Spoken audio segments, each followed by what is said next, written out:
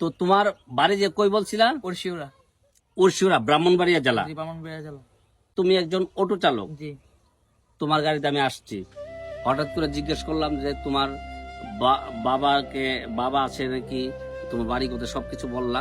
আসলে তুমি অটো চালক, কিন্তু তুমি আজকে ম্যাট্রিক পাস করেছো। আজকে 2026 10 তারিখের যে রেজাল্টটা দিয়েছে, সে রাসেল ম্যাট্রিক পাস করেছে। আসলে অটো চালিয়ে সংসারের হাল ধরে, তারপর বাড়ির অন্য অন্য কাজ করে, পড়াশোনা করে ম্যাট্রিক পাস করছে, ভালো একটা রেজাল্ট করছে। এখনকার ছেলেরা দেখি প্রায় নেশায় যুক্ত হয়ে থাকে, তারপরে আপনার মোবাইলে আসক্ত হয়ে থাকে। এই যুগের এসে যে সে অটো চালিয়ে ম্যাট্রিক পাস করছে, মানে আলহামদুলিল্লাহ, রাসেলকে আমি স্যালুট।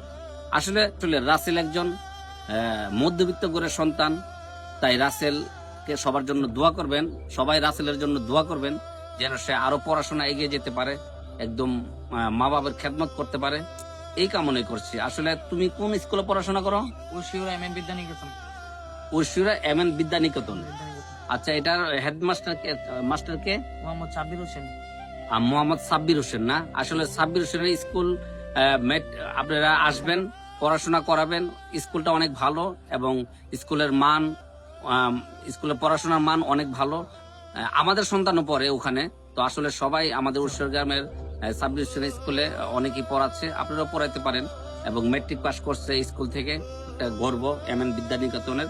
প্লাস তোমাকেও অনেক ধন্যবাদ জানাই যে তুমি পড়াশোনা করে ম্যাট্রিক পাস করছো, অনেক পরিশ্রম করে। রাসেল, তুমি কিছু বলো একটু যদি। সবাই আমার জন্য দোয়া করবেন, আমি যেন পড়াশোনা করে আরো এগিয়ে যেতে পারি এবং বাবা মায়ের সংসারের হাল ধরতে পারি। তো এই কথা রইল, সবাই আমার জন্য দোয়া করবেন। আসসালামু আলাইকুম।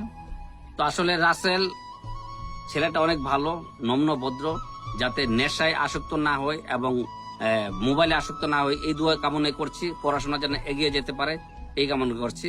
তো ভালো থাকবেন সবাই, আল্লাহ হাফেজ। আল্লাহ। বাস।